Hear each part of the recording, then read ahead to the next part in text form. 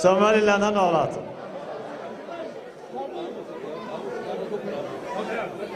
maanta aad baan u faraxsanoo haddaan hadalka yara gowdhgowdho raalli ba ahaan doontaa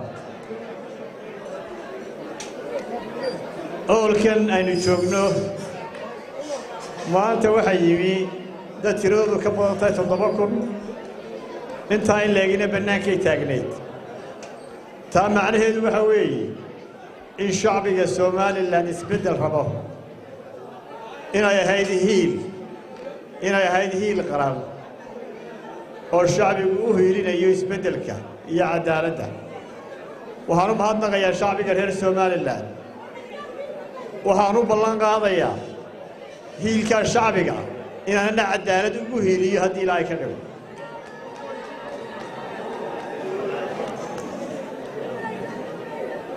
waxaan ka xumahay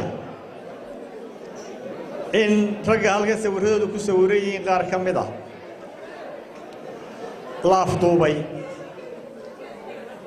kadibna la xidhay haddana ay xidhan yihiin dembiga ay sameeyeenna waxa weeye maxaad waddani ugu biirtay shacbigu waa xor qof waliba isagoo xor u dhashay taasi waxay ka soo horjeedaa dhammaan qawaaniinta iyo dastuurka Somaliland waxaanu qoladii afduubtay ugu baaqaynaa iyo hay'adaha nabadgelyadaba in sharci jabinta laga noqdo xuquuqdoodiina loo soo celiyo xorriyaddoodiina loo soo celiyo waxay kale yihiin nimankan la xidhay Cabdillaahi Saleebaan Cali iyo Maxamed Caabi waxaa kaloo isna muddo xidhnaa nin ka tirsanaa dafcaddii hore ee ku soo biirtay xisbiga ee la socotay odayaasha Ismaaciil iyo Abibi oo ah Mujaahid Maxamed Cabdi Yuusuf isna waxaanu codsanaynaa isna dembigu galay waa kaa la mid waxaan anigoo ku hadlaya magaca xisbiga qalbi furan iyo gacmo furan ba ku soo dhaweynaya odayaasha waayo aragga ah ee siyaasiyiinta ah ee miisaanka Somaliland ugu culus leh ee garbahayga taagan oo maanta halkan aan u soo doonan xil iyo xoolo midna hadday xoolo doonayaanna kulmiye yaalin hadday xil doonayaanna kulmiye yaalin laakiin labadaa midna uma iman waxay u yimaadeen inay qaranka u hiiliyaan inay qaranka badbaadiyaan bay u yimaadeen hiil qaran bay u yimaadeen aad iyo aad baan soo dhaweynay waxaan u mahadnaqayaa ciddii noo soo agaasintay xafladdan quruxda badan xogeyaha guud iyo dhammaan guddigii qabanqaabada halkan inantii ka hadashay ee ku jirtay dadka qiimaha leh inoo yimi waxay tidhi waxaad ii ballan qaadaa inaan la caburin hablaha horta caburintu waddani waa ka xaaraanba laakiin waxaan ballan qaadaynaa inaanan la caburin haddii Ilaahay ka dhigo waxaa halkan aan ka warqabaa rag abwaanaha culculus oo doonaya inay gabayaalka ka tiriyaan oo abwaan baashe iyo abwaan Ibraahim oo aan waqti loo helin iyagana waan raalli gelinaya haddii Ilaahay ka dhigo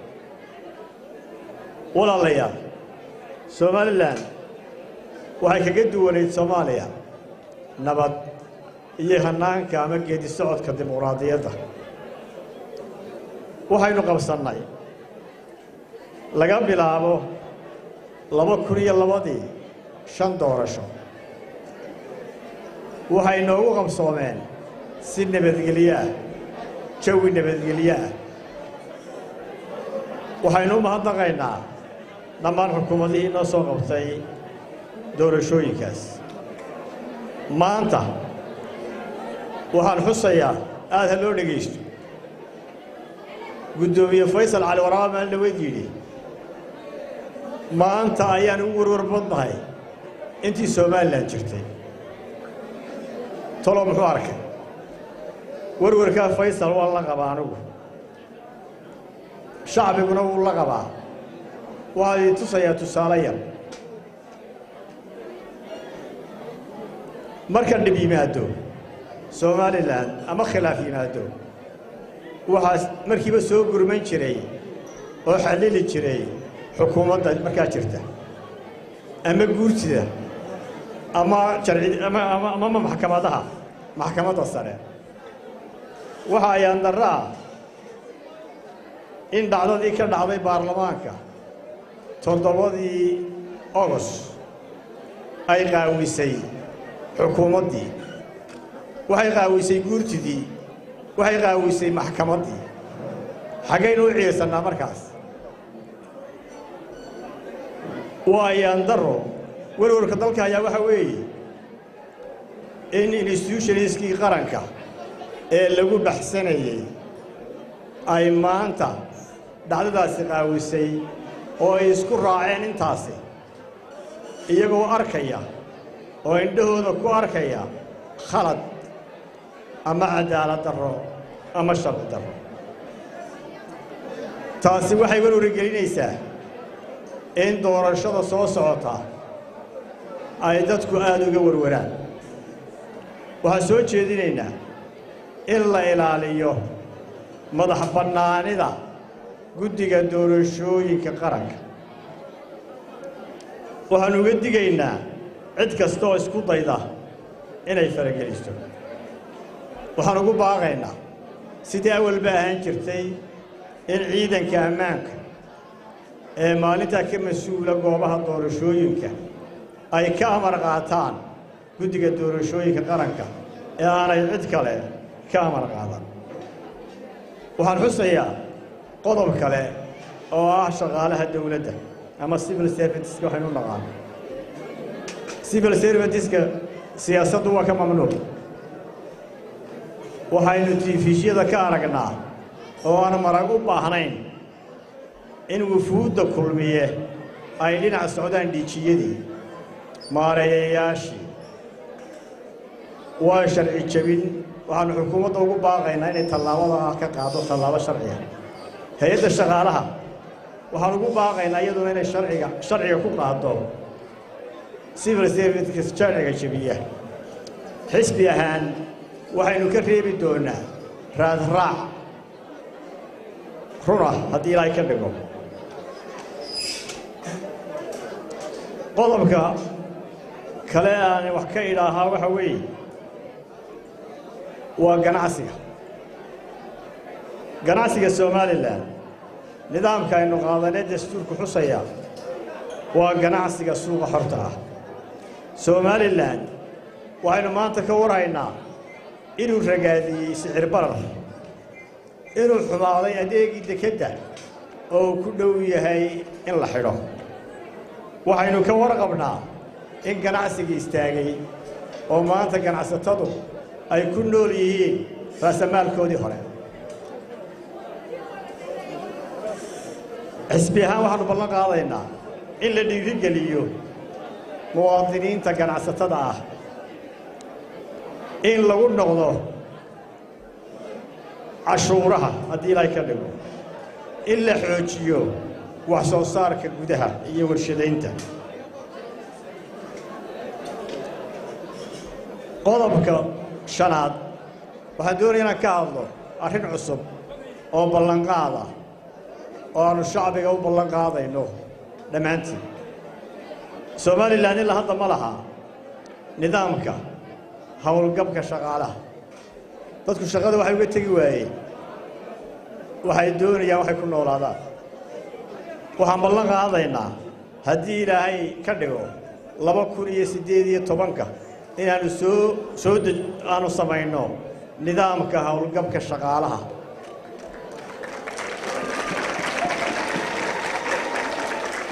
arrintaasi waxay fursad siinaysaa in dadku ku dhiiradaan inay shaqada ka tagaan waxay kaloo fursad siinaysaa inay soo galaan shaqada dhalinyaro fara badan haddii ilaahay ka dhigo walaalayaal xisbigaynu tartamaynaa laba xisbigaynu tartamaynaa midna waa ucid midna waa kulmiye ucid waxba ka sheegi maayo laakiin kulmiye waa xisbiga talada haya maanta wuxuu doonayaa inuu ku soo noqdo xukunka kulmiyaha berrito waa kulmiyaha maanta ma waxbuu hakanayaa maanta waa kulmiyii berbera liqay siday u dhammayd ee calooshiisa ka qaylinayso waa kulmiyii waxba ka qaban kari waayey sicir bararka waa kulmiyii adeegyada bulshada waxba ka qaban waayey kuwii kalena ay ragaadeen waxay la tahay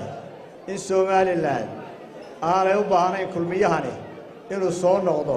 waayo intaasoo dhiba ayaa soo noqon doonta haddii ay ka dhigo walaalayaal waxaa xisbiga ku soo biiray dad badan oo aan is leeyahay waxay furo u noqon karaan ictiraafka Somaliland waxay xiriir wanaagsan la lahayd beesha caalamka laakiin wuu istaagay xiriirkaas waxaanu ummadda u ballan qaadaynaa inaanu soo celinno xiriirkii wanaagsanaa ee ka dhaxeeyey Somaliland iyo beesha caalamka waxaanu u ballan qaadaynaa shacbiga kuna rajo weynahay ilaahayna la kaashanaynaa inaanu 5 sannadood gudahood dalkan ictiraaf ku keeno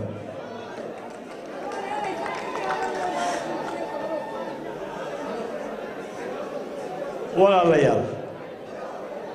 ummaddu waxay u baahan tahay maanta badbaado ragga iyo hablaha halkan joogaana waxay noo ahaayeen gurmad ilaahayna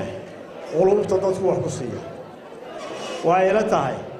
inteennaa soo isku quluubi in ilaahayna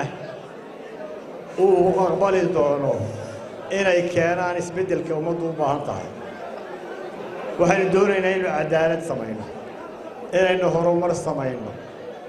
inaynu hantida iyo ammaanada ummadda inoo dhiibto ilaalinno waxaynu doonaynaa in dalkani aynu ka mid dhigno oo uu ka mid noqdo beesha caalamka waxaynu doonaynaa inaynu khayraadkeenna sida ugu wanaagsan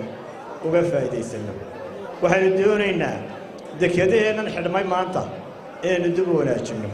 waxaynu doonaynaa ganacsatada quusatay